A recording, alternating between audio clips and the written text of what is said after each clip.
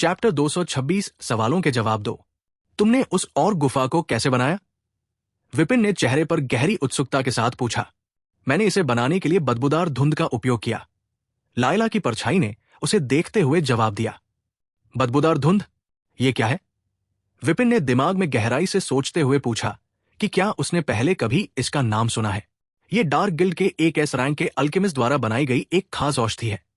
लायला की परछाई ने सहजता से कहा, जैसे ये कोई बड़ी बात ना हो। विपिन उसकी बात सुनकर चौंक गया। उनके पास एक एस रैंक अल्केमिस्ट भी है? अभी अभी उसने लायला से सौम्या के बारे में सुना था, जो एक एस रैंक की हंटर थी, और अब उसे पता चला कि उनके पास एक एस रैंक का अल्केमिस्ट भी है जो उनके लिए काम करता है। उनका गिल्ड कितना ताकतवर होगा? विपिन ये सोचकर हैरान रह गया। फिर उसके मन में एक दूसरा विचार भी आया। अगर मैं उस अल्केमिस्ट को मार सकूं और उसे शैडो अनडेड बना सकूं, तो मेरा खुद का एक एस रैंक का अल्केमिस्ट होगा। सिर्फ अल्केमिस्ट ही नहीं, मैं एक कुशल लोहार भी ला सकता हूं और उसे मेरे लिए बेहतरीन हथियार बनाने के लिए कह सकता हूं। शैडो स्पिरिट रिवाइव की मदद से मैं अपने लिए एक अद्वितीय सेना तैयार कर सकता हूं। लेकिन फिलहाल मैं इतना कमजोर हूं कि ऐसी किसी चीज के बारे में सोच भी नहीं सकता। विपिन ने बुदबुदाया और इस विचार को अपने दिमाग के पीछे धकेल दिया। उसने लायला की स्टोरेज रिंग से काले तरल की एक छोटी बोतल निकाली। क्या ये वही बदबूदार धुंध है जिसके बारे में तुमने बात की थी? हाँ। छोटी बोतल को देखकर लायला की परछाई ने सिर हिलाया। उन्होंने इसे कैसे बनाया? विपिन ने सच में उत्सुकता से पूछा, क्योंकि दुनिया में दूसरे एस रैंक के अल्केमिस्ट भी हैं, लेकिन अब तक कोई भी ऐसा कुछ नहीं बना सका था। मुझे लगता है कि उन्होंने इसे बनाने का तरीका किसी प्राचीन खंडहर के अंदर खोजा होगा, लायला की परछाई ने थोड़े अनिश्चित आवाज में कहा। विपिन को उसकी ये बात काफी मुमकिन लगी, क्योंकि उसे भी नहीं लगता था कि सिर्फ एस रैंक का अल्केमिस्ट ही ऐसा कुछ बना सकता है। ये कैसे काम करता है और इससे इतने सारे ऑक्स कैसे इकट्ठा हो सकते हैं? विपिन ने छोटी बोतल को गौर से देखते हुए पूछा। मास्टर, ये ऑक्स को नहीं बुलाता। लायला की परछाई ने सिर हिलाया। इससे हम डंजन में भूकंप ला सकते हैं। हमें बस इस तरल को डंजन के फर्श पर गिराना होता है और इससे राक्षस डंजन के बाहर निकल सकते हैं। वास्तव में उस पर्वत चोटी के अंदर एक 15 मंजिलों वाला ए रैंक का डंजन है। जब मुझे लगभग 2 महीने पहले वो डंजन मिला, तो मैंने इसे दूसरे लोगों से छुपाने के लिए एक छुपाने वाली फॉर्मेशन का उपयोग किया। फिर मैंने डंजन के अंदर भूकंप लाने के लिए पहली 5 मंजिलों पर बदबूदार धुंध का उपयोग किया और उस जगह को भी छुपाने के लिए एक और फॉर्मेशन बनाई, जहां ज्यादातर ऑक्स डंजन से बाहर आने के बाद इकट्ठा हो रहे थे। कुछ ही दिनों में पहली 5 मंजिलों के ज्यादातर ऑक्स डंजन से बाहर निकल आए और वहां एक और गुफा बना लिया। जब उन्होंने सफलतापूर्वक अपना और गुफा बना लिया, तो मैंने छुपाने वाली फॉर्मेशन को हटा दिया और अपने कुछ गिल्ड सदस्यों से कहा कि वे शहर के पास जाकर हंटर्स ग्रुप को और गुफा के बारे में सूचित करें। जब हंटर्स ग्रुप ने इस बारे में सुना, तो उन्होंने तुरंत किसी को और गुफा की जांच करने के लिए भेजा। वहां सच में एक और गुफा मौजूद होने की पुष्टि के बाद उन्होंने इसके बारे में एक मिशन जारी कर दिया। विपिन ने छोटी बोतल को देखते हुए उसकी बात सुनी। वो इस बात पर हैरान था कि इतनी सी बोतल का उपयोग करके डंजन में भूकंप पैदा किया जा सकता है। तो अगर मैं एक डंजन में जाऊं और इसके अंदर इसे गिरा दूं, तो डंजन के सभी राक्षस इससे बाहर आ जाएंगे? विपिन ने पूछा और लायला की परछाई की ओर देखा। हाँ, अगर ये बिना फर्श वाली डंजन है, तो सभी राक्षस इससे बाहर आ जाएंगे। लेकिन अगर ये फर्श वाली डंजन है, तो आपको हर मंजिल पर एक बोतल गिरानी होगी। लायला ने सिर हिलाते हुए जवाब दिया। बिना फर्श वाली डंजन का मतलब होता है शैडो किंगडम जैसे डंजन, जबकि फर्श वाले डंजन आइस वर्ल्ड जैसे डंजन होते हैं। तो यही कारण था कि वहां केवल 2 ए रैंक के ऑक थे और बाकी कम रैंक के ऑक्स, क्योंकि तुमने इसे सिर्फ पहली 5 मंजिलों पर इस्तेमाल किया था। विपिन ने बोतल रखते हुए पूछा। हाँ, लायला की परछाई ने सिर हिलाया। लेकिन विपिन के मन में अब भी एक सवाल था जो वो पूछना चाहता था। तुमने वो और गुफा क्यों बनाया? वो समझ नहीं पा रहा था कि उसने इतनी परेशानी क्यों उठाई। उसने पहले उस डंजन को छुपाने के लिए फॉर्मेशन का उपयोग किया, फिर बदबूदार धुंध से भूकंप पैदा किया, और जब और गुफा बन गई, तो उसने हंटर्स ग्रुप को इसकी सूचना भी दी। वो समझ नहीं पा रहा था कि इन सभी चीजों के पीछे का उद्देश्य क्या था। मैं silver rank guild sacred heart की गिल्ड मास्टर थी। गिल्ड गोल्ड रैंक गिल्ड में प्रमोशन से सिर्फ एक कदम दूर थी, लेकिन कई महीनों बाद भी कोई अच्छा अवसर नहीं मिला रहा था। इसलिए जब मुझे संयोग से वो डंजन मिला, तो मैंने खुद ही अवसर बनाने का फैसला किया। उस और गुफा को बनाने के लिए मैंने बदबूदार धुंध का इस्तेमाल किया और इस पूरी योजना में सबसे बड़ा योगदान दिया। भले ही उस घटना में एक और अद्वितीय स्किल वाला निकला, जो कि काफी अप्रत्याशित था, लेकिन सब कुछ योजना के अनुसार ही चला। आखिरकार रेवेनहर्स्ट शहर के लिए रवाना होने से पहले गिल्ड को गोल्ड रैंक में प्रमोट कर दिया गया। लायला की परछाई ने अपनी बात पूरी की, लेकिन विपिन ने महसूस किया कि वो ये सब कुछ ऐसे बता रही थी जैसे ये कोई बड़ी बात ना हो। ये साफ था कि अब उसे गिल्ड की कोई परवाह नहीं थी। लायला की परछाई को भले ही अब गिल्ड की परवाह ना हो, लेकिन विपिन के लिए ये अलग बात थी। गोल्ड रैंक गिल्ड, हाँ, ये तो काफी बढ़िया होता अगर तुम इसकी गिल्ड मास्टर बन सकती। विपिन ने लायला की परछाई की ओर देखते हुए कहा, लेकिन अब तुम जैसी दिखती हो उससे यह संभव नहीं लगता। भले ही लायला की परछाई के पास असली लायला की सभी यादें थी, लेकिन अब वो एक परछाई की तरह दिखने लगी थी, इसलिए यह संभव नहीं था कि वो उसकी जगह ले सके। लेकिन अगले ही पल विपिन की आंखें चौड़ी हो गई और उसने हैरानी से लायला की ओर देखा। मास्टर, अगर आप चाहते हैं कि मैं गिल्ड मास्टर के रूप में बनी रहूं तो यह बहुत मुश्किल नहीं होगा, लायला की परछाई ने कहा। चैप्टर 227 असली लायला। विपिन के सामने लायला की परछाई का रूप बदलने लगा। उसकी आंखों में जलती हुई बैंगनी लपटें धीरे धीरे गायब होने लगी। उसके काले बाल, जो गहरे अंधकार की लहरों जैसे लगते थे, हल्के सुनहरे रंग में बदलने लगे। विपिन की आंखें हैरानी से खुली रह गई जब उसने देखा कि लायला की परछाई का रूप धीरे धीरे ठीक हो रहा है। कुछ ही पलों में लायला की परछाई का पूरा रूप बदल चुका था और अब वो बिल्कुल असली लायला जैसी दिख रही थी। वही सुनहरे बाल, काली आंखें, लाल होंठ और संतुलित शरीर। शैडो स्टोरेज के अंदर वापस जाओ, विपिन ने कमरे की छत को देखते हुए बोला। उसे अभी अभी एहसास हुआ कि कमरे की छत का रंग पूरी तरह से सफेद है। यह रंग छत के साथ बहुत अच्छा लग रहा था। लायला ने बिना सवाल किए तुरंत शैडो स्टोरेज के अंदर वापसी चली गई। विपिन ने लायला के स्टोरेज रिंग के अंदर झांका और उसके सभी कपड़े अपने शैडो स्टोरेज में डाल दिए। इसके बाद उसने शैडो सेंस स्किल का उपयोग कर लायला की परछाई को कपड़े पहनकर बाहर आने का आदेश दिया। कुछ ही पलों बाद लायला की परछाई पूरी तरह से तैयार होकर वापस आई। उसने एक लाल शर्ट और काली स्कर्ट पहन रखी थी, जिससे वो एक साधारण सुंदर महिला की तरह दिख रही थी। अगर कोई उसे देखता तो वो शायद अंदाजा नहीं लगा सकता कि वो वास्तव में एक सामान्य इंसान नहीं, बल्कि एक मरे हुए प्राणी की परछाई है। तुमने अपना रूप कैसे बदला? विपिन ने बिना किसी भाव के पूछा। मेरे पास एक स्किल है जिसका नाम गिरगिट भ्रम है, जो मुझे अपनी उपस्थिति को अपनी इच्छानुसार बदलने की अनुमति देता है, लायला की परछाई ने विपिन की ओर देखते हुए जवाब दिया। ओह, विपिन ने सिर हिलाया। एक पल के लिए उसने सोचा था कि शायद उसके सभी मरे हुए प्राणी की परछाई अपने असली रूप को प्राप्त कर सकते हैं।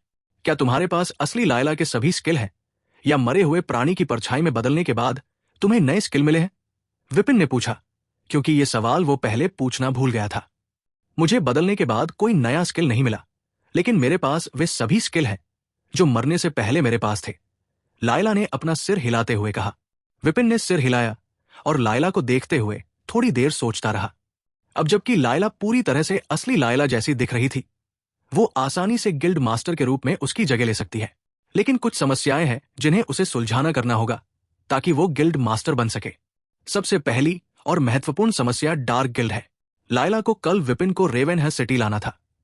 पहले उसने इस बारे में ज्यादा नहीं सोचा, क्योंकि ये उसकी चिंता का विषय नहीं था। वो यहां का काम खत्म करके एस्ट्रेड सिटी लौटने की योजना बना रहा था। उसे इस बात की परवाह नहीं थी कि सौम्या या डार्क गिल्ड क्या करेंगे जब उन्हें यह पता चलेगा कि वो किसी तरह बच गया है और लायला मारी गई है। वो निश्चिंत था कि वे ये शक नहीं करेंगे कि उसने, जो एक D+ रैंक हंटर है, लायला को मार दिया, जो एक A रैंक की हंटर थी। लेकिन अब जब वो लायला को गिल्ड मास्टर बनाना चाहता था, उसे एक अच्छा बहाना तैयार करना होगा कि क्यों वह उसे रेवेनहर्स्ट शहर में नहीं आई और वो वहां से कैसे निकल गई। अगर उसने उन्हें कोई मजबूत कारण नहीं बताया तो बहुत अधिक संभावना थी कि वे उसे वापस बुलाने की कोशिश करेंगे, और अगर वो उनके आदेशों को अनदेखा करने की कोशिश करती है तो वे कुछ ऐसा कर सकते हैं जिससे गिल्ड पूरी तरह से बर्बाद हो जाए। उसका उद्देश्य था कि लायला एक तरफ गिल्ड मास्टर बने और दूसरी तरफ डार्क गिल्ड की सदस्य बनी रहे, ताकि वो उसे डार्क गिल्ड के अंदर की ज्यादा जानकारी दे सके। साथ ही अगर लायला गिल्ड मास्टर बन जाती है तो उसे कई चीजों की चिंता नहीं करनी पड़ेगी। पहला, एक गोल्ड रैंक गिल्ड के पास कई डंजन होंगे जो उसके कंट्रोल में होंगे। अगर वो लायला को गिल्ड मास्टर बनाता है तो वो बिना किसी दिक्कत के उन डंजन में प्रवेश कर सकेगा। दूसरा, उसे पैसों या कोर की चिंता नहीं करनी पड़ेगी, क्योंकि गिल्ड का पूरा खजाना उसके कंट्रोल में रहेगा। तीसरा, वो गिल्ड के सदस्यों को अपनी आवश्यकताओं के अनुसार आदेश दे सकेगा। उदाहरण के लिए, अगर उसे किसी खास राक्षस से कोर की जरूरत हो, तो वो उस राक्षस का शिकार करने और कोर लाने के लिए एक टीम भेज सकता है। ऐसी कई दूसरी चीजें हैं जो उसके जैसे व्यक्ति के लिए, जो किसी बड़ी बैकग्राउंड के बिना है, बेहद मदद होंगी अगर वो लायला को सेक्रेड हार्ट का गिल्ड मास्टर बनाता है। ठीक है, भले ही ये मेरे लिए जोखिम भरा होगा, लेकिन इनाम यकीनन जोखिम के लायक है। विपिन ने आखिरी में अपना मन बना लिया और एक ऐसी योजना तैयार की जो लायला को डार्क गिल्ड को चकमा देने में मदद करेगी। ऐसा अवसर छोड़ने का कोई सवाल ही नहीं था। अगर वो गिल्ड मास्टर बन गई तो मुझे भविष्य में किसी दूसरी गिल्ड में शामिल होने की चिंता नहीं करनी पड़ेगी, ताकि मैं ए रैंक डंजन में प्रवेश कर सकूं। इस गोल्ड रैंक गिल्ड के साथ मैं बिना किसी समस्या के ए रैंक डंजन में जा सकूंगा। विपिन ने अपनी आंखों में एक चमक के साथ कहा। उसे एस रैंक तक पहुंचने की जरूरत नहीं थी, क्योंकि अपने टाइटल रूल ब्रेकर की वजह से वो ए रैंक तक पहुंचने के बाद टावर ऑफ एसेंशन का उपयोग कर सकता था। तो क्या तुम सेक्रेड हार्ट गिल्ड के गिल्ड मास्टर के रूप में अपनी भूमिका फिर से शुरू करने के लिए तैयार हो? विपिन ने लायला से एक बड़ी मुस्कान के साथ पूछा। अपने अधीन एक गोल्ड रैंक गिल्ड की कल्पना मात्र से ही वो खुश हो गया। लेकिन मास्टर, डार्क गिल्ड का क्या? हम उनसे कैसे निपटेंगे? वे निश्चित रूप से कुछ करने की कोशिश करेंगे, क्योंकि मैं आपको रेवेनहर शहर में नहीं लाई हूं, लायला ने पूछा। विपिन ने उसकी बात सुनकर सिर हिलाया। वो खुश था कि वो बिना कहे ही ऐसी बातों के बारे में सोच सकती थी। अगर वो इन तरह की बुनियादी समस्याओं के बारे में सोच भी नहीं पाती, तो उसके लिए गिल्ड का संचालन करना मुश्किल हो जाता। डार्क गिल्ड के बारे में चिंता मत करो, मेरे दिमाग में पहले से ही एक योजना है। ये थोड़ा खतरनाक होगा, लेकिन मुझे लगता है कि किसी तरह ये काम करेगा, विपिन ने अपने हाथ हिलाते हुए कहा। चैप्टर 228 नामकरण। मास्टर, क्या अब आप मुझे कोई नाम दे सकते हैं? विपिन ने लायला की परछाई को समझाया कि उसे क्या करना है, जिसके बाद उसने ये विनती की। विपिन ये सुनकर थोड़ा उलझन में पड़ गया और पूछा, तुम नया नाम क्यों चाहते हो? क्योंकि तुम सेक्रेड हार्ट के गिल्ड मास्टर के रूप में काम करोगी, तो तुम्हारा पुराना नाम ही सही रहेगा। मैं उस नाम का उपयोग गिल्ड में रहकर करूंगी, लेकिन मास्टर के साथ रहते हुए मुझे एक अलग नाम चाहिए। लायला की परछाई ने उम्मीद से उसे देखते हुए जवाब दिया। विपिन का चेहरा कुछ पल के लिए सख्त हो गया और वो उसे बस शैडो लायला नाम देकर इस कहानी को खत्म करना चाहता था, लेकिन उसकी उम्मीद भरी नजरों को देखकर वो ऐसा नहीं कर पाया। अचानक उसके शैडो स्टोरेज से 3 और परछाइयां बाहर आ गई, जिनमें दरियाई घोड़ा भी शामिल था। वे सब उत्सुकता से उसकी ओर देखने लगे। उनकी निगाहों से ही वो समझ गया कि वे भी अपने लिए एक नाम चाहते हैं। क्या मुसीबत है? विपिन ने अपनी ठुड्डी पर हाथ फेरते हुए बुदबुदाया। अगर उसके हाथ में होता तो वो उन्हें A1, A2 जैसे साधारण नाम दे देता, और उनकी नजरें देखकर वो समझ गया कि वे खुशी खुशी ऐसे नाम भी बिना कोई सवाल किए स्वीकार कर लेंगे। वे उससे बस एक नाम चाहते थे, चाहे वो कुछ भी हो। और क्योंकि अब से वे उसकी मदद करेंगे, तो उसने सोचा कि उन्हें अच्छे नाम देना ही ठीक रहेगा, वरना वो खुद को बेवकूफ साबित कर देगा। तुम इल्यूजन, भ्रम तत्व का उपयोग कर सकती हो, है ना? विपिन ने लायला की परछाई को देखते हुए पूछा। हाँ, लायला की परछाई ने सिर हिलाया। ठीक है, अब से तुम्हारा नाम इलूसिया होगा, विपिन ने करीब 10 सेकंड सोचने के बाद कहा। वो जानता था कि नाम देने का उसका ये तरीका थोड़ा अजीब है, इसलिए उसने कोशिश की कि हर परछाई के लिए एक ठीक नाम सोचे। इलूसिया, लायला की परछाई ने धीरे से कहा, और उसके चेहरे पर एक खुश मुस्कान आ गई। अच्छा, अब से मुझे इलूसिया के नाम से जाना जाएगा। विपिन ने राहत की सांस ली, ये देखकर कि वो नाम से खुश थी। इलूसिया का नामकरण करने के बाद उसने अपनी दूसरी परछाई दरियाई घोड़े की ओर देखा। अपनी ठुड्डी रगड़ते हुए उसने उसे कुछ पल तक देखा।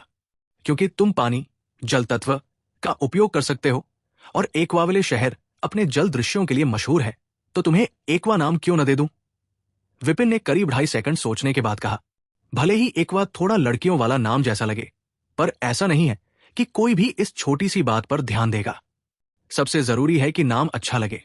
उसने दरियाई घोड़े को उसका नाम देने के बाद खुद से कहा। ग्री। एक्वा ने घुरघुराते हुए सिर हिलाया, और नाम मिलने से वो काफी खुश दिख रहा था। अब एक्वा के बाद विपिन ने साइक्लोप्स की ओर देखा। साइक्लोप्स लगभग 5 मीटर लंबा था।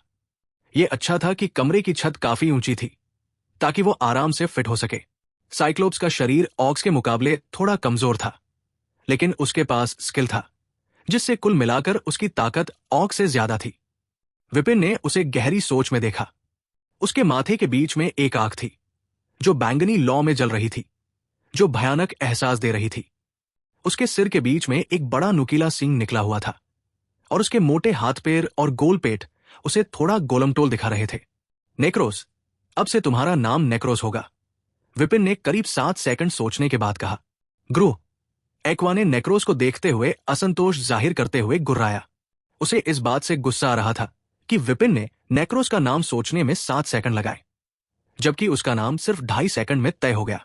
किसी कारण से उसे लग रहा था कि उसका नाम हल्का है। बेशक उसका गुस्सा विपिन पर नहीं, बल्कि नेक्रोस पर था। यो, नेक्रोस ने एक्वा को अनदेखा किया और अपने नाम के लिए विपिन को सिर झुकाकर धन्यवाद दिया। जब उसने सिर उठाया तो विपिन ने गौर किया कि उसने नेक्रोस के चेहरे पर आत्मसंतुष्ट मुस्कान देखी, जैसे वो एक्वा का मजाक उड़ा रहा हो। ग्रू, एक्वा ने नेक्रोस की इस मुस्कान पर गुस्से में गुर्राते हुए धमकी भरी आवाज निकाली। विपिन खुश था कि एक्वा ने दस्ताने नहीं पहने थे, वरना वो शायद नाम बदलने की मांग में नेक्रोस को चुनौती दे बैठता। जब तक वे लड़ाई नहीं शुरू करते, सब ठीक है, विपिन ने सोचा और उन दोनों को नजरअंदाज कर दिया। अब उसकी नजर अपने आखिरी परछाई पर गई, जो एक तेंदुआ था और बी रैंक पर था। एक्वा और नेक्रोस B+ रैंक पर थे, जबकि इलूसिया A रैंक पर थी। तेंदुए पर शैडो स्पिरिट रिवाइव का उपयोग करने के बाद वो पूरी तरह से काला हो गया था। एक काला तेंदुआ। तेंदुए को देखते ही विपिन के दिमाग में एक नाम आया, बिना 1 सेकंड की देरी के। बिल्लू, विपिन ने तेंदुए को पुकारते हुए कहा। B रैंक का तेंदुआ हैरान रह गया। इलूसिया, नेक्रोस और एक्वा भी हैरान रह गए और सब कुछ भूलकर काले तेंदुए को देखने लगे, जो खुद चौंक कर खड़ा था। अगले ही पल इलूसिया ने जोर से हंसना शुरू कर दिया, मानो कोई अंत न हो। एक्वा और नेक्रोस भी उसके साथ हंसने लगे, काले तेंदुए को दयनीय नजरों से देखते हुए। काला तेंदुआ कुछ पलों तक विपिन की ओर देखने के बाद सिर झुका लिया और उसके शरीर से उदासी की एक आभा निकलने लगी। विपिन ने यह देखकर खुद को हैरान पाया, लेकिन जल्द ही उसे समझ आया कि वे क्यों हंस रहे थे। इलूसिया और बाकी सभी काले तेंदुए पर इसलिए हंस रहे थे क्योंकि विपिन ने उसे नाम देने से पहले 1 सेकंड के लिए भी नहीं सोचा था। उनकी नजर में यह नाम पूरी तरह से झूठा लग रहा था। विपिन हैरान रह गया जब उसने देखा कि एक्वा, जो नेक्रोस के साथ नाम के मुद्दे पर लड़ रहा था, अब काले तेंदुए के सामने जाकर उसका मजाक उड़ा रहा था। बेचारा काला तेंदुआ चुपचाप सिर झुकाए फर्श को घूरता रहा। वो एक्वा को हराना चाहता था, लेकिन वो भी रैंक का था और B+ रैंक के एक्वा से मुकाबला नहीं कर सकता था। काले तेंदुए की उदासी को देखकर विपिन को लगा कि अगर ये पहले से मरा नहीं होता तो शायद अब तक आत्महत्या कर चुका होता। तुम सब क्यों हंस रहे हो? मैं अभी तुम्हारे छोटे भाई के नाम के बारे में सोच रहा हूं। मुझे परेशान मत करो। विपिन ने काले तेंदुए की हालत देखी और सख्त आवाज में कहा। मास्टर, क्या आपने इसका नाम नहीं रखा? इलूसिया ने हैरानी से पूछा। एक्वा, जो पहले हंस रहा था, अब हैरानी में था, मानो कुछ गड़बड़ हो गई हो। मैंने कब कहा कि ये इसका नाम है? मैं बस कुछ और सोच रहा था और अचानक बोल पड़ा। अब चुप रहो, मैं इसके नाम पर ध्यान लगा रहा हूं, विपिन ने कहा और गहरी सोच का नाटक करते हुए आंखें बंद कर ली। असल में उसने पहले से ही काले तेंदुए के लिए एक नाम सोचा हुआ था, लेकिन जानबूझकर इंतजार कर रहा था ताकि नाम का मजाक न बन सके।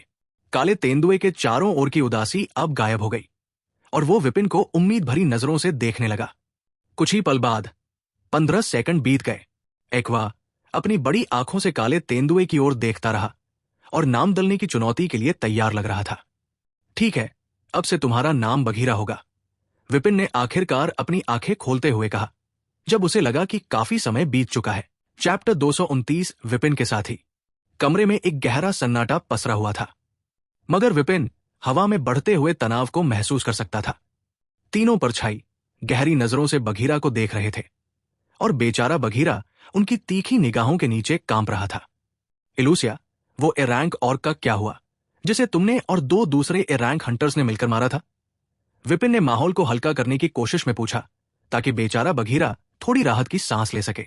इसके अलावा अगर वो प्रकाश का उपयोग करने वाले ऑर्क के शरीर से एक शैडो अनडेड बना सकता तो उसकी शक्ति काफी बढ़ सकती थी। एरैंक समेत ज्यादातर ऑर्क के शरीर हंटर्स ग्रुप द्वारा इकट्ठा किए गए थे। अगर मैं गलत नहीं हूं तो उन्होंने अब तक दोनों ए रैंक ऑर्क के शरीरों को प्रोसेस कर लिया होगा, क्योंकि अच्छे रैंक वाले ऑर्क के शरीर से अच्छा कवच और हथियार बनाए जा सकते हैं। विपिन की उस ऑर्क को शैडो अनडेड में बदलने की उम्मीद पर पानी फेरते हुए इलूसिया ने कहा, लेकिन फिर भी एक सवाल ऐसा था जिसने उसे थोड़ी उम्मीद दी। और तुम्हारा क्या? तुमने उन्हें रैंक ऑक्स के खिलाफ लड़ाई की थी। तुम्हें उन ऑक्स से कुछ नहीं मिला? हमें उन 2 ऑक्स में से एक ए रैंक का कोर मिला। मेरे पास पहले से ही अच्छे हथियार और कवच थे, इसलिए मैंने कोर ले लिया और बाकी शरीर हिमेश और ऑस्टिन को दे दिए। इलूसिया ने हल्के से सिर हिलाते हुए कहा, तो ए रैंक का कोर जो मुझे उसकी स्टोरेज रिंग में मिला था वो उस ऑर्क का था? हो, विपिन ने समझते हुए मन ही मन सोचा। फिर उसने लायला की स्टोरेज रिंग से इल्यूजन तलवार निकाली। ये तुम्हारी तलवार है ना? विपिन ने तलवार देते हुए इल्यूसिया से पूछा। इल्यूसिया ने सिर हिलाया और तलवार को हाथ में लेते ही उसे आजमाने लगी। इसे आजमाओ, देखो क्या तुम अभी भी इसका इस्तेमाल कर सकती हो या नहीं? विपिन ने हैरानी से पूछा, ये सोचते हुए कि क्या उसे भी तलवार से बफ्स मिल सकते हैं। इल्यूसिया ने तलवार चलाते हुए अपना स्किल का इस्तेमाल किया। कुछ पलों के बाद उसने स्किल का इस्तेमाल बंद कर दिया और मुस्कुराते हुए कहा, तलवार बिल्कुल ठीक है, मुझे कोई फर्क महसूस नहीं हो रहा है। इल्यूसिया की यह बात सुनकर विपिन ने राहत की सांस ली। उसे डर था कि शायद शैडो अनडेड अपने पुराने हथियारों का इस्तेमाल नहीं कर पाएंगे, ठीक वैसे ही जैसे वे अब अपने रैंक को बढ़ाने के लिए कोर का इस्तेमाल नहीं कर सकते।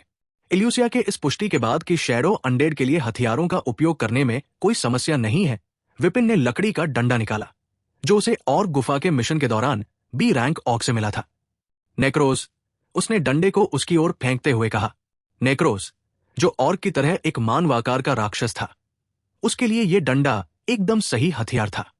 नेक्रोस ने डंडे को पकड़ा और उसकी चमकती आंखों में खुशी दिखाई दी।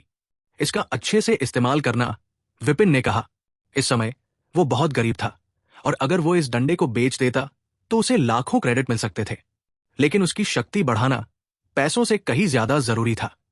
अगर नेक्रोस इस डंडे का अच्छे से उपयोग कर सकता तो उसकी ताकत में काफी इजाफा होता। और अब जब इल्यूसिया गिल्ड मास्टर के रूप में लायला की जगह लेने में सक्षम है तो विपिन को पैसों की भी चिंता नहीं थी। जल्द ही सेक्रेड हार्ट गिल्ड का खजाना उसके कंट्रोल में होने वाला था। ग्रर एक्वा ने पिछली बार की तरह नेक्रोस पर गुर्राया, ये देखकर कि उसे अपने मालिक से एक नया हथियार मिला है। वो नेक्रोस को हथियार के अधिकार के लिए चुनौती दे रहा था। एक्वा की बात पर नेक्रोस ने कोई प्रतिक्रिया नहीं दी और एक बार फिर आत्मसंतुष्ट मुस्कान के साथ उसे देखा। विपिन ये देखकर हैरान रह गया। वो सच में एक्वा से पूछना चाहता था कि अगर उसे वो डंडा मिल भी गया तो वो उसका इस्तेमाल कैसे करेगा। ऐसा नहीं था कि वो नेक्रोस की तरह डंडा का इस्तेमाल कर सकता है, जिसके पास इंसानों जैसे हाथ है और जो डंडे को उठा सकता है। क्या ये बकलोल डंडे को अपने मुंह में पकड़कर इधर उधर घुमाने का सोच रहा है? विपिन ने मन ही मन सोचा, ये देखकर कि एक्वा का आईक्यू कितना कम है। फिर विपिन ने बघीरा की ओर देखा और जब उसने देखा कि वो उसे उम्मीद भरी नजरों से देख रहा है तो वो और भी ज्यादा चौंक गया। कृपया मुझसे ये मत कहो कि तुम एक हाईटेक ट्रांसफॉर्मेशन सूट चाहते हो, विपिन ने मन में सोचा और उन सबको अनदेखा कर दिया। किसी कारण से उसे लग रहा था कि उसके अनडेड साथी कोई भी साधारण नहीं है। एक्वा कम आईक्यू वाला समूह का मूर्ख है। नेक्रोस की बात करना भी बेकार है। विपिन को समझ नहीं आता कि ये क्या सोचता है, लेकिन उसके चेहरे पर हर समय एक आत्मसंतुष्ट मुस्कान रहती है, जैसे अगर वो ये मुस्कान नहीं दिखाएगा तो उसे नुकसान हो जाएगा। लायला, खैर उसके बारे में क्या कहा जा सकता है। वो इस समय सबसे ज्यादा समस्या बन रही है, क्योंकि वो सेक्रेड हार्ट की गिल्ड मास्टर बनने जा रही है, इसलिए वो यही रहेगी और जब वो एस्ट्रेड शहर वापस आएगा तो उसके साथ नहीं जाएगी। लेकिन जब भी वो लायला की प्यार भरी नजरों देखता है तो उसका दिल ये सोचकर घबराने लगता है कि अगर उसने उसे अकेला छोड़ दिया तो वो गिल्ड को एक पल में बदल देगी। और आखिरी में बघीरा, विपिन उसके बारे में क्या कह सकता है। जब भी वो उसे देखता था तो उसके दिमाग में बस एक ही ख्याल आता था, बकलोल। मुझे ऐसा लग रहा है जैसे मैं अचानक एक सर्कस ग्रुप का गुरु बन गया हूं और मुझे ढेर सारे अजीब शिष्य मिल गए हैं। जितना अधिक वो उन्हें देखता उतना ही उसे लगता कि ये अभी भी जिंदा है। वे सभी ऐसे व्यवहार कर रहे थे जैसे वे अभी भी जीवित हों। बस फर्क ये है कि अब उनके शरीर पहले जैसे नहीं थे। खैर, इससे कोई फर्क नहीं पड़ता कि वे क्या है, क्योंकि भले ही ये परेशान करने वाले हों, लेकिन मुझे इस भावना से नफरत नहीं है, विपिन ने हल्की मुस्कान के साथ कहा। शायद क्योंकि वो अक्सर अकेला रहता है। इसलिए अब उसे ये अच्छा लग रहा था कि उसके साथ हमेशा कुछ लोग रहेंगे जो किसी भी समय उसकी सहायता के लिए तैयार होंगे। अब जब मैं सी रैंक पर हूं और मेरे पास कई शिष्य हैं, तो मैं आखिरकार बी रैंक के डंजन में जा सकता हूं और एकवा वाले शहर में अपना मिशन पूरा कर सकता हूं, विपिन ने कहा। और एकवा और बाकी सभी को देखा। वो ये देखने के लिए बहुत उत्साहित था कि ये लोग बी रैंक के डंजन में कैसा प्रदर्शन करेंगे। वो अपनी शक्ति का परीक्षण करना चाहता था, खासकर बिना शैडो एनर्जी के बी रैंक के राक्षसों के खिलाफ। ये काफी दिलचस्प होगा जब मैं अकेले ही बी रैंक के डंजन को पार कर जाऊंगा। विपिन ने मुस्कुराते हुए अपने डंजन अभियान के बारे में सोचा। चैप्टर 230 नाटक। थोड़ी देर बाद, इलुसिया, उससे संपर्क करो और वही बताओ जो मैंने तुम्हें पहले बताया था। विपिन ने इलुसिया की ओर एक संचार क्रिस्टल फेंकते हुए कहा।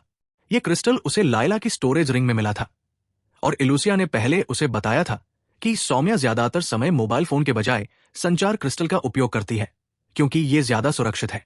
इलुसिया ने क्रिस्टल पकड़ा और सौम्या से संपर्क करने से पहले विपिन के पास आई। तुम कहाँ हो? तुम्हें कल यहां आना था। विपिन को क्रिस्टल के दूसरी तरफ से एक महिला की आवाज सुनाई दी और उसे यह सुनने में ज्यादा समय नहीं लगा। आवाज से वो बूढ़ी नहीं लग रही थी, जिसने उसे थोड़ा चौंका दिया क्योंकि उसने सोचा था कि सौम्य शायद किसी कर्कश आवाज वाली बूढ़ी डायन की तरह होगी। आवाज सुनने के बाद इलुसिया ने विपिन की ओर देखा, जिसने अपना सिर हिला दिया। विपिन को सिर हिलाते देख इलुसिया ने गहरी सांस ली और, बीचा, क्या तुम मुझे मारना चाहती हो? इलुसिया ने गुस्से से कहा। विपिन जो पास में खड़ा था यह सुनकर दंग रह गया और अपनी आंखें चौड़ी कर दी। मिस अनडेड, मैंने तुमसे सिर्फ थोड़ा गुस्सा दिखाने के लिए कहा था, उसे बीचा कहने के लिए नहीं। वो वास्तव में इलुसिया से यह पूछना चाहता था कि क्या उसे एस रैंक के हंटर से इस तरह बात करने पर मौत का डर नहीं है। लेकिन जब उसे याद आया कि वो सच में मौत से नहीं डरती, तो उसने अपनी बात वही रोक दी। तुम्हारा क्या मतलब है? अचानक इस तरह के लहज से सौम्या इलुसिया की बात सुनकर नाराज नहीं हुई, बल्कि उसने उल्टा एक हैरान लहजे में उससे पूछा, अब तुम मासूम बनने का नाटक कर रहे हो? क्या तुमने मुझे नहीं बताया था कि मास्टर मेरा मतलब है कि विपिन सिर्फ एक डी प्लस रैंक का हंटर है? इलुसिया ने फिर से चिल्लाते हुए कहा और विपिन को लगभग मास्टर कह ही दिया। विपिन को पसीना आने लगा। उसे महसूस हुआ कि शायद उसे सौम्या को कॉल करने से पहले इलुसिया के साथ इस नाटक का अभ्यास करना चाहिए था। हां, जब उसने एस्ट्रेड शहर छोड़ा था तो वो एक डी प्लस रैंक का हंटर ही था। सौम्या ने और भी उलझन में पड़ते हुए जवाब दिया। इलुसिया ने हंसते हुए कहा, लेकिन कोई भी इस हंसी को सुनते ही बता सकता था कि यह गुस्से से भरी हुई हंसी थी। विपिन ये देखकर हैरान रह गया। अगर उसे पता न होता कि इलुसिया नाटक कर रही है, तो वो सचमुच मान लेता कि उसके अंदर पूरी दुनिया का गुस्सा भरा हुआ है। D plus rank? तुम किसे बेवकूफ बनाने की कोशिश कर रही हो? वो अब भी रैंक पर है, इलुसिया ने गुस्से से कांपते हुए आवाज में कहा, जैसे वो खुद को कंट्रोल करने की कोशिश कर रही हो। क्या? दूसरी तरफ से सौम्या की चौंकी हुई आवाज आई। ऐसे नाटक मत करो जैसे तुम हैरान हो। मुझे पता है कि तुम्हें मुझसे कोई खास लगाव नहीं है, लेकिन मेरे खिलाफ इतनी बड़ी साजिश करना जरूरी था क्या? इलुसिया ने कंपाते आवाज में चिल्लाते हुए कहा, जैसे वो किसी भी पल रोने वाली हो। विपिन ने पहले ही अपना फोन निकाल लिया और ऑस्कर जैसी ट्रॉफी की तस्वीरें देखने लगा, मन ही मन सोचते हुए कि यह प्रदर्शन वाकई पुरस्कार के लायक है। देखो लायला, मुझे नहीं पता कि क्या हुआ और तुम इतनी नाराज क्यों हो, लेकिन मेरा यकीन करो, मैंने कुछ नहीं किया। पहले मुझे यह बताओ कि असल में क्या हुआ है। सौम्या ने गहरी सांस लेते हुए शांत आवाज में कहा और उलझन में पड़ गई। सौम्या की बात सुनकर इलुसिया मुस्कुराई, लेकिन उसके चेहरे पर गुस्से की लहरें साफ दिख रही थी। यह एक अजीब नजार था, जहां उसकी मुस्कान और उसका गुस्से भरा चेहरा एक साथ मिल रहे थे। विपिन को आखिरकार एहसास हुआ कि नाटक के इस लेवल के सामने फिल्मों के सारे कलाकार बस साधारण लगते हैं। सौम्या ने एक गहरी सांस लेते हुए इलुसिया को शांत होने का समय दिया। वो जल्दी में नहीं थी, बल्कि शांत मन से इंतजार कर रही थी, मानो कुछ बड़ा खुलासा होने वाला हो। मुझे नहीं पता कि इस सब के पीछे तुम हो या नहीं, लेकिन इस बार मैं तुम पर भरोसा कर रही हूं, सौम्या ने आखिरकार कहा। मैंने उस व्यक्ति को पकड़ा लिया था जिसके बारे में तुमने मुझे करीब एक महीने पहले बताया था, और जैसा तुमने कहा था वैसे ही किया। मैं अपने गिल्ड के कामों में उलझी हुई थी, इसलिए मैंने डेविड से कहा कि वो उसकी देखभाल करे। उसने उस पर अपनी सारी खास तकनीकें इस्तेमाल की और हर दिन नए तरीकों से उसे प्रताड़ित किया इलूसिया ने कहा, क्योंकि वो सिर्फ एक D+ रैंक का हंटर था। मैंने उससे कहा कि वो बहुत ज्यादा न बढ़े ताकि यातनाओं के कारण वो मर न जाए। सब कुछ योजना के अनुसार चल रहा था और पिछले कुछ दिनों में उसका दिमाग पूरी तरह टूट गया था, या ऐसा मैंने और डेविड ने सोचा। इलूसिया कुछ पल रुकी, जैसे वो गहरी सोच में हो। सौम्या ने पूरे ध्यान से उसकी बात सुनी। कल जब मैं अपने गिल्ड के सारे कामों से निपट चुकी थी तो उसे एयरपोर्ट ले आई। क्योंकि मैं ज्यादा ध्यान आकर्षित नहीं करना चाहती थी, इसलिए मैंने खुद के जेट का इस्तेमाल किया। वही जेट जिसे मैंने अपनी पूरी जीवन भर की बचत से खरीदा था। विपिन, जो बगल में ये सब सुन रहा था, उसने ऑस्कर ट्रॉफी की खोज बंद कर दी और धीरे धीरे अपनी आंखें खोलकर इल्यूसिया को देखने लगा। खुद का जेट? वो जेट जो मैंने जागने के बाद बर्बाद कर दिया था, वो उसका खुद का जेट था। विपिन को ऐसा लगा जैसे किसी ने उसके दिल में खंजर बोक दिया हो। अगर वो सच में इल्यूसिया का जेट था, तो क्या इसका मतलब ये नहीं कि अगर कल उसने उसे बर्बाद नहीं किया होता तो वो उस जेट को खुद के पास रख सकता था? उसके दिमाग के टूटने के बाद वो लगभग मरे हुए इंसान जैसा था। इसलिए मैंने उसे जेट के अंदर एक मेडिकल कैप्सूल में डाल दिया और हम रेवेनहर्स्ट शहर के लिए निकल पड़े। इलूसिया ने अपनी कहानी सौम्या को सुनाना जारी रखा, जबकि विपिन इस बात पर मायूस था कि उसने खुद का जेट पाने का मौका खो दिया है। पहले कुछ घंटों तक सब कुछ ठीक था। मैं सो रही थी क्योंकि पिछले कुछ दिनों मैंने बहुत मेहनत की थी। लेकिन लगभग 3 घंटे बाद मैंने मेडिकल कैप्सूल से एक अजीब सी आभा महसूस की। इलूसिया ने आगे कहा, पहले तो मैं उलझन में थी कि आखिर हो क्या रहा है, लेकिन जल्द ही मैंने देखा कि विपिन, जिसे बेहोश होना चाहिए था, उसने मेडिकल कैप्सूल खोला और खड़ा हो गया। उसे देखते ही मुझे कुछ गड़बड़ लगी। जो अजीब सी आभा मैंने महसूस की थी, वो उसी से निकल रही थी। मैं उसे फिर से बेहोश करने वाली थी, लेकिन फिर अचानक कुछ और हुआ। फिर आगे क्या हुआ? क्या सौम्या को लायला की बात पर विश्वास होगा?